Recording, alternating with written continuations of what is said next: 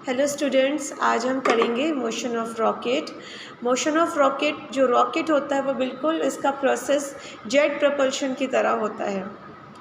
लेकिन डिफरेंस क्या होता है जेट में और रॉकेट में, मैं आपको बताऊं कि जेट में क्या होता है कि उसके अंदर, जेट के अंदर हमने जो फ्यूल होता है वो भरा होता है, लेकिन जो ऑक्सीडाइजिंग एजेंट होता है वो हम उसमें नहीं रखते हैं। वो हमको जो एटमॉस्फेयर का एयर होता है वो सक करके उसको लिक्विड फ्यूल के साथ मिक्स करके वो वर्क करता है। लेकिन रॉकेट जो होता है, रॉकेट के अंदर ही लिक्विड ऑक्सीडाइज़र होता है। जो ऑक्सीडाइजिंग एजेंट होता है वो रॉकेट के अंदर होता है। इसकी ज़रूरत क्यों पड़ती है? क्योंकि रॉकेट वैक्यूम में काम करता है, और वैक्यूम में तो गैस नहीं होती ना, वैक्यूम में तो ऑक्सीजन नहीं होता। तो चूँकि ऑक्सीजन नहीं होता, इसलिए हमको ऑक्सीडाइजिंग एजेंट जो होता है वो रॉकेट के अंदर फिट करना पड़ता है। ठीक है, तो यहाँ पे आप देखो क्या क्या है डायग्राम में। यहाँ पे दिख रहा है, ये आपका सिंगल स्टेज रॉकेट है। रॉकेट जो होता है हमको पता है कि मल्टी स्टेज में वर्क करता है। यहाँ पे सिंगल स्टेज में बता रहे हैं हम कि ये पहला है लिक्विड फ्यूल। इसके अंदर आप अल्कोहल फिल करते हैं या हाइड्रोकार्बन फिल करते हैं। इसके बाद ये सेकंड है लिक्विड ऑक्सीडाइज़र, जिसमें नाइट्रिक एसिड या लिक्विड ऑक्सीजन ऑक्सीडाइजिंग एजेंट भरा जाता है। ये कंबशन चैम्बर है। इस कंबशन चैम्बर में ही ये आपके पाइप के थ्रू, ये कंबशन चैम्बर में ही इसको दोनों को मिक्स किया जाता है। और जब इनको मिक्स किया जाता है, जब ये दोनों इसमें मिलाए जाते हैं, लिक्विड फ्यूल और लिक्विड ऑक्सीडाइज़र, तो इसको इलेक्ट्रिक स्पार्क के थ्रू बर्न करते हैं। किसको? ये दोनों को कंबशन चैम्बर में जब इलेक्ट्रिक स्पार्क के थ्रू इसको बर्न किया जाता है, तो क्या हो रहा है, बर्न होने से, ड्यू टू बर्निंग होने से क्या होता है कि गैस बाहर निकलता है ना, गैस प्रोड्यूस होते हैं। यहाँ पर जब गैस प्रोड्यूस होता है तो लार्ज मोमेंटम के साथ जो गैस होती है ये नैरो नोज़ल के थ्रू बाहर निकलती है पीछे की ओर। और जितने मोमेंटम के साथ गैस पीछे की ओर बैकवर्ड डायरेक्शन में मूव करती है, उतने ही मोमेंटम के साथ फॉरवर्ड डायरेक्शन में रॉकेट आगे की ओर बढ़ता है। एक बार फिर से बोल रही हूँ, जितने मोमेंटम के साथ, ये जो रॉकेट का प्रोसेस है, ये law of conservation of linear momentum पे वर्क करता है। मतलब जितने मोमेंटम के साथ गैस पीछे बाहर निकल रही है बैकवर्ड डायरेक्शन में, उतने ही मोमेंटम के साथ जो रॉकेट होता है वो आगे की ओर मूव करता है। तो यहाँ पे जो लीनियर मोमेंटम है वो कंजर्व रहता है। ठीक है, और धीरे धीरे जो रॉकेट का मास है वो धीरे धीरे डिक्रीज़ होने लगता है। क्यों? क्योंकि फ्यूल बर्न होने लगता है ना, तो फ्यूल बर्न होकर के फ्यूल ख़त्म होने लगता है, तो क्या होता है, रॉकेट का मास धीरे धीरे कम होने लगता है। तो रॉकेट का मास कम होने से इस रॉकेट का एक्सेलरेशन बढ़ जाता है और रॉकेट आगे की ओर एक्सेलरेट कर जाता है। इतना समझ में आ गया? तो इसके बाद हम थोड़ा सा डेरिवेशन देखते हैं इसका कि मान लेते हैं कि किसी इंस्टेंट ऑफ टाइम पे, एक मिनट,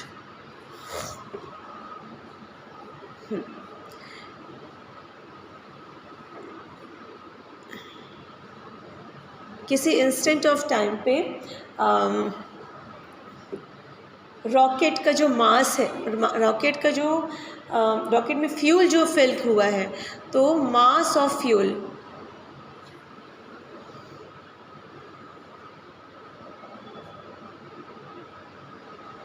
जो फ्यूल का है मास रॉकेट के अंदर, उसको हमने कैपिटल एम ले लेते हैं। ठीक है, कैपिटल एम ले लिया। और रॉकेट की जो वेलोसिटी है, रॉकेट की जो वेलोसिटी है, रॉकेट की जो वेलोसिटी है वो हम ले लेते हैं इनर्शियल फ्रेम की रिस्पेक्ट में। इनर्शियल फ्रेम में velocity of rocket in inertial frame.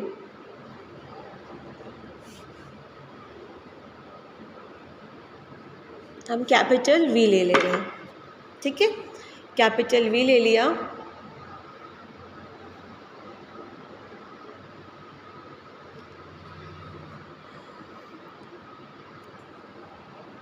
इसके बाद जो गैस, ये आपका रॉकेट है, जो गैस बाहर एक्सपेल आउट हो रही है, उस मान लेते हैं कि वो जो गैस एक्सपेल आउट हो रही है,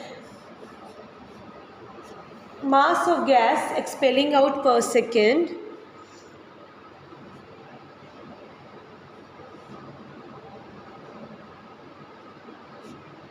mass of gas expelling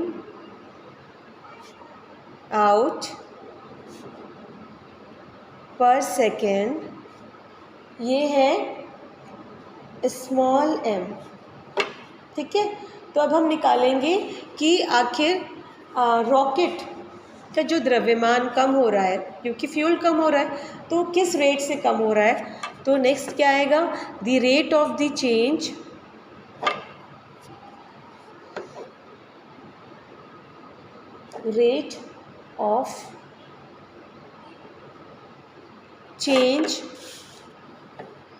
in mass of rocket.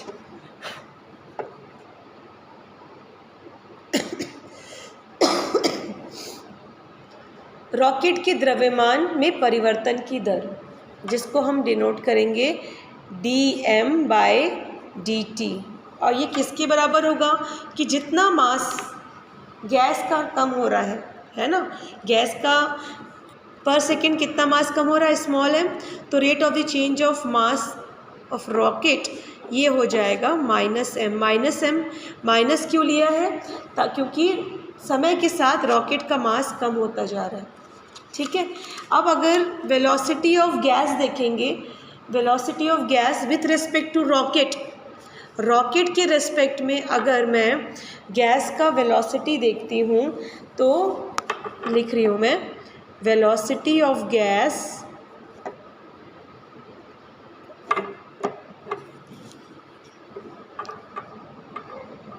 Relative to rocket, कितनी वेलोसिटी हो जाएगी। गैस देखिए, गैस बैकवर्ड डायरेक्शन में जा रहा है और रॉकेट फॉरवर्ड डायरेक्शन में जा रहा है, तो यहाँ पे वेलोसिटी ऑफ गैस जो होगी वो रॉकेट के अपोजिट है, तो यहाँ पे -v कर लेते हैं इसको, -v। और जो गैस बाहर निकल रहा है रॉकेट से, अगर मैं इनर्शियल फ्रेम में इसकी वेलोसिटी देखूं तो इनर्शियल फ्रेम में इसकी वेलोसिटी हो जाएगी कैपिटल V -v, ठीक है। तो अगर मैं इसमें law of conservation of momentum लगाऊं, है ना, तो मैं अगर law of conservation of momentum लगाती हूँ तो क्या होगा, फॉर्मूला क्या बनेगा, फॉर्मूला बनेगा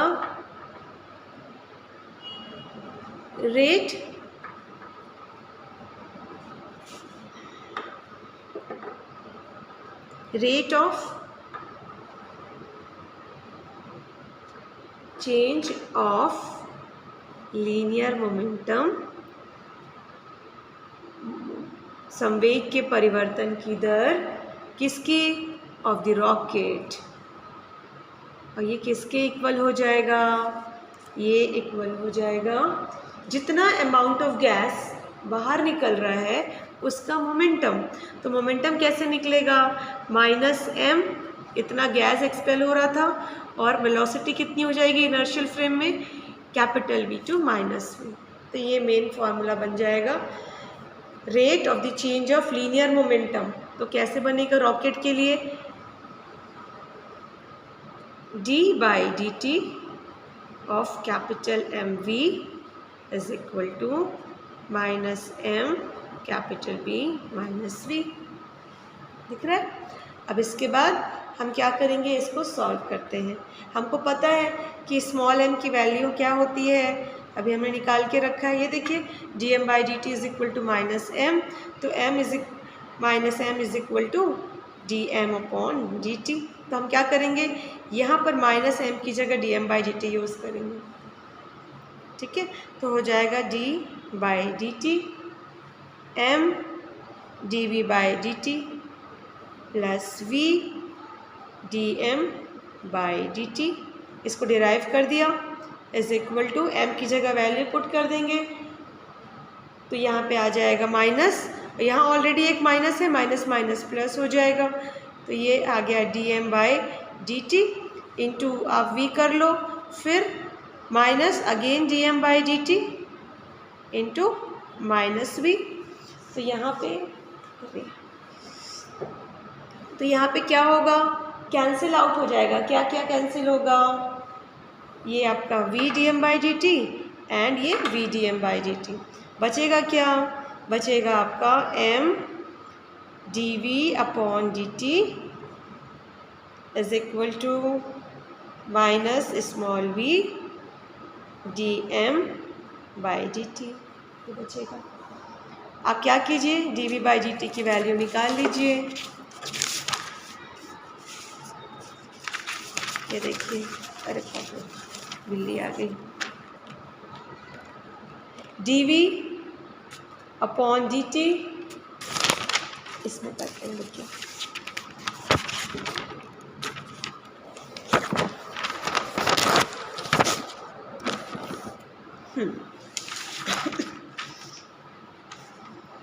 देखिए यहाँ किया, फिर हम D we by D T निकाल रहे हैं। D we by D T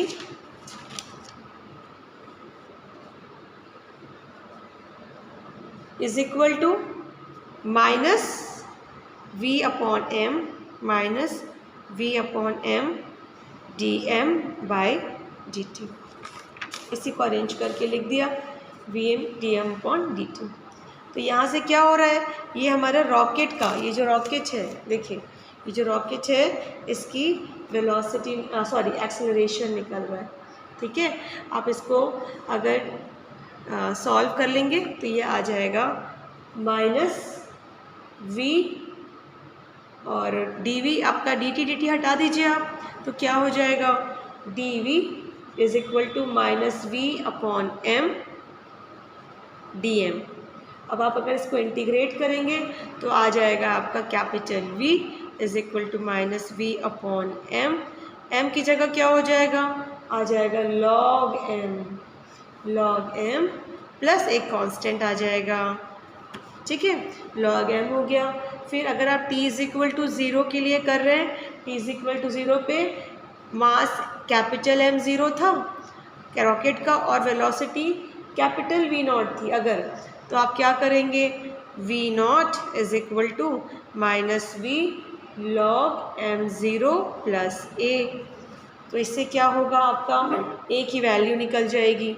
a की वैल्यू क्या निकलेगी, V0 plus v log m0, v log m0। तो v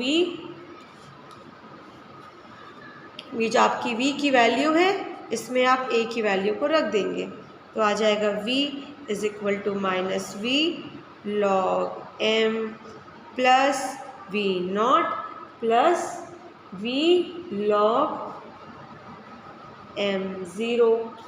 इसको थोड़ा दोनों, इसमें भी लॉग है और इसमें भी लॉग है, तो आपका आ जाएगा v is equal to minus V log V not, V plus V 0 plus है ना, तो ये आ जाएगा V not plus V common निकाल लो लॉग m0 बाई m।